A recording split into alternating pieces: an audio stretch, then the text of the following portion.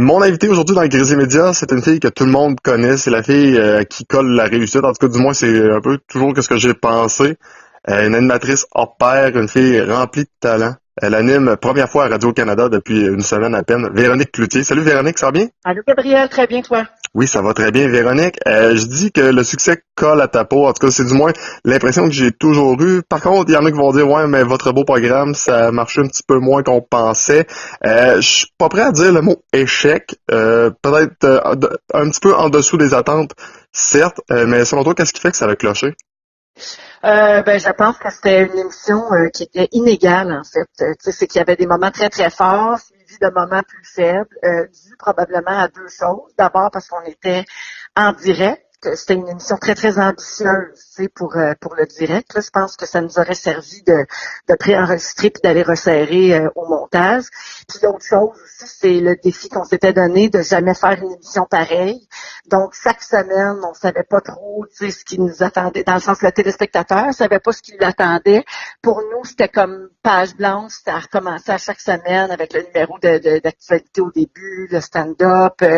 Avec les invités, on n'a jamais fait d'entrevue traditionnelle. Il y avait toujours quelque chose, un numéro, une surprise. Donc, ça faisait beaucoup, beaucoup de choses à gérer. Ce qui fait que je crois que c'était inégal, mais c'est vrai que, tu sais, c'est sûr que c'était en dessous des attentes, puis que pour un gros variété, tu sais, de cette ampleur-là, puis avec la carrière que j'ai, 500-600 000 téléspectateurs, c'est pas assez. C'était pas assez non plus pour les annonceurs qui avaient payé, tu sais, très cher pour annoncer dans cette émission-là. Cela dit, parfois, j'ai un petit sentiment d'injustice quand on me dit « Ah, il n'y avait rien de bon là-dedans », parce que je pense que ça, c'est pas vrai. Tu sais. Mais bref, voilà. C'est quand même en gros, je dirais qu'on pourrait résumer par une petite parenthèse dans mon parcours. Ça ressemble à ça. Mais je pense qu'on apprend, par contre, des fois, des moments où on a un peu plus de faiblesse, on va dire, dans notre carrière. Je pense qu'on peut revenir plus fort de ça. Tout à fait. Moi, j'ai tiré beaucoup de leçons de ça. Puis si on n'en tire pas de leçons, c'est vraiment du temps perdu. Puis j'aime pas avoir l'impression que je perds mon temps. On a juste une vie, puis j'essaie j'essaie de bien la vivre. Donc oui, j'ai tiré un paquet de leçons de ça que j'ai appliqué dans la préparation de l'émission première fois. Puis là, ben écoute, je veux pas crier victoire trop vite là parce qu'il y a juste une émission passée, mais il y avait presque 900 000 personnes au rendez-vous. Ça, c'est les données préliminaires. Ça veut dire que dans 2 semaines, on va savoir combien de gens au total l'ont vu, incluant ceux qui l'avaient enregistré.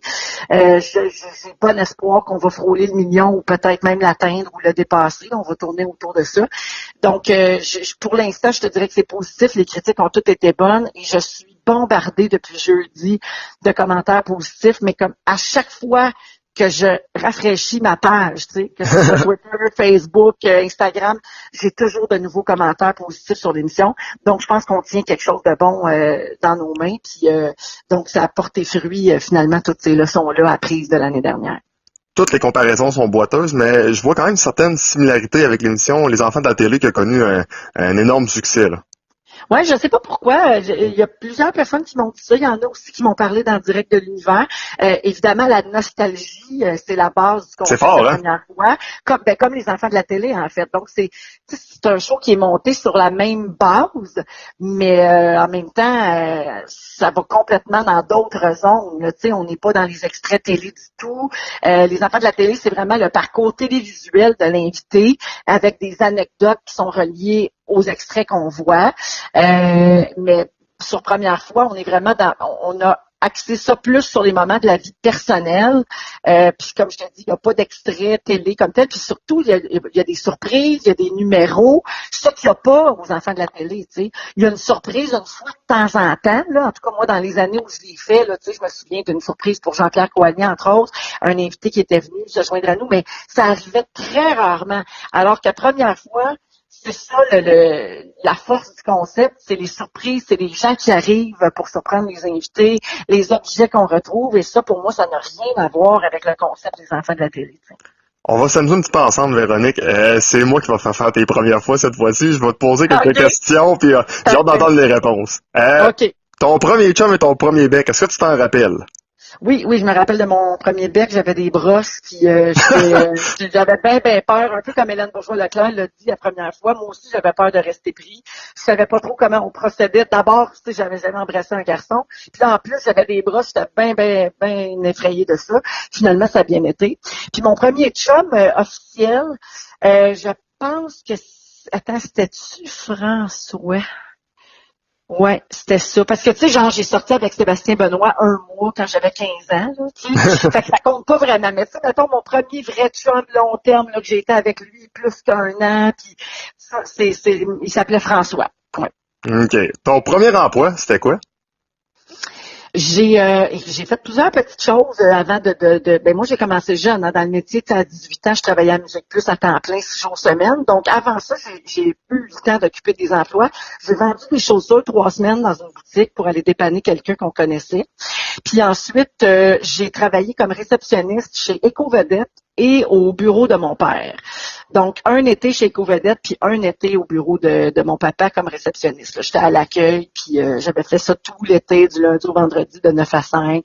Puis ça, c'est mes premiers contacts avec la vie d'adulte, là, puis le travail. La première fois que tu as reçu la belle famille de Louis Morissette, ça donnait quoi? Ah, je me souviens pas de la première fois que je les ai reçus. Je me souviens de la première fois où je suis allée manger dans ma belle famille. Ça, je me rappelle parce que ça faisait à peu près un mois qu'on était ensemble, Louis et moi. Puis ma belle-mère, que je connais très bien aujourd'hui, évidemment, là, ça va faire 17 ans qu'on est ensemble. Je me souviens d'avoir senti ma belle-mère très nerveuse, parce qu'elle suivait beaucoup ma carrière à la télé et à la radio. Fait qu'elle était bien sénère de me recevoir chez eux. Je pense qu'elle avait des idées préconçues, là, des vedettes. Là. Je pense qu'elle s'imaginait que moi, je sortais toujours en paillettes, bien maquillée, bien coiffée, puis que fallait dérouler un tapis rouge quand j'arrivais quelque part. Tu sais, je pense qu'elle s'était fait ça comme idée. Puis là, c'est arrivé chez eux en coton ouaté, pas maquillée. Puis là, elle était comme un peu déstabilisée. Elle m'en parle encore aujourd'hui. Tu sais, elle dit tout le temps, oh mon Dieu, mes amis pensent tout le temps que toi t'arrives, là, puis t'es bien arrangé, puis t'es bien fanissé, puis pas pantoute. Tu sais, moi, je mange de la poutine avec une couette pas maquillée, puis donc voilà, j'ai un peu défait sa conception qu'elle avait des vedettes, là, tu sais. Petit moment cute, la première fois que ton enfant t'a dit maman. Écoute, j'ai pas de souvenir précis de ça parce que malheureusement, avec le temps, là, ces affaires-là, si tu les notes pas, ça devient flou. Vu que j'ai 3 enfants, je confonds, tu sais, qui a fait quoi à quel âge. Tu sais, je commence à me mélanger. Mais c'est sûr que je me souviens du sentiment, par exemple. Tu sais, je peux pas te dire quel jour, quelle heure, là, où j'étais, mais je me souviens de l'immense bonheur qui m'a envahi à ce moment-là. La première fois que ton enfant dit maman, tu étais bien fière. Mais je sais que Delphine, ma première, elle a dit papa avant maman, puis ça, Okay. ça m'a bien gossé. Ça me tapait bien gros c'est là. Est-ce qu'il y a une petite guéguerre ensuite de Louis qui est arrivé en disant tu vois, elle aime mieux papa? Oui, oui, exactement. On s'est fait toutes ces taquineries-là. Il y a une autre chose qui va m'amener à ma prochaine question que je veux qu'on parle. La première des Morissettes, un spectacle que j'ai vu avec ma copine, que j'ai adoré. Je pense que ça l'a roulé quand même pas mal longtemps. Puis il y a eu un gros buzz, un gros succès avec ça. Mais je sais que t'étais... 300 représentations quand même. Et voilà. Puis je sais que lors de la première, j'avais entendu des entrevues de toi. Tu disais que tu avais été nerveuse comme si c'était ton premier emploi pas loin, là. Ah oui, oui, vraiment, pour moi, j'avais l'impression de recommencer à zéro. C'était vraiment, c'était du nouveau complètement pour moi, là, tu sais, de monter un spectacle, de l'apprendre, d'apprendre à être à l'aise sur scène, trouver le rythme entre le rire du public, les applaudissements, puis garder quand même l'efficacité comique, là. Ça a été beaucoup de nouveautés pour moi à apprendre. Donc, effectivement, j'étais très nerveuse à la première. Heureusement, Louis l'avait bien prévu, donc on avait rodé 50 soirs, tu sais. On a fait 50 soirs de rodage avant de présenter le spectacle aux médias. Donc, j'étais quand même assez prête et solide quand on l'a fait. Mais une première médiatique d'un spectacle d'humour, c'est jamais dans tes soirées préférées, là. Parce que forcément, le public est un peu plus froid que d'habitude. Il y a beaucoup de gens de l'industrie, il y a des journalistes qui sont là pour faire une critique, puis c'est correct, là, ils font leur travail, mais c'est pas le public le plus démonstratif. Donc, c'était pas dans mes soirées préférées, là, tu sais. Mais ça va quand même te permettre maintenant, aujourd'hui, de présenter une soirée Comédie A. Ça arrive quand même relativement bientôt, là.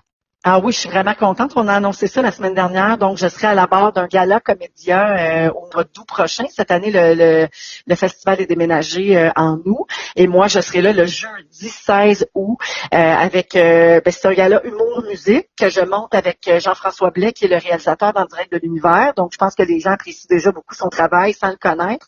Puis, on va monter ensemble donc un gala avec humoristes, oui, mais beaucoup, beaucoup de numéros musicaux, mais drôles. Il va falloir que tout ça soit relié à l'humour. Donc, jeudi 16 août, puis les billets sont déjà en vente là, depuis quelques jours.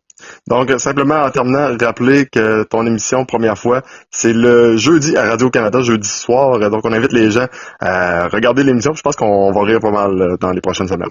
Ah oui, on a un bon épisode cette semaine aussi. Pierre Hébert, Ricardo, la chimie a vraiment pogné, là, puis de belles surprises pour eux autres aussi. Notamment Pierre Hébert qui est obligé d'avouer quelque chose à Phil Roy pour la première fois. On a fait finir Phil Roy sans qu'il sache pourquoi. Puis Pierre doit lui avouer quelque chose sur le plateau. Puis c'est bien belle fun les moments que ça donne. Véronique Cloutier, encore une fois, un gros merci, puis c'est toujours un plaisir pour moi. Merci Gabriel, salut à tout le monde. Merci, bye bye. Bye bye.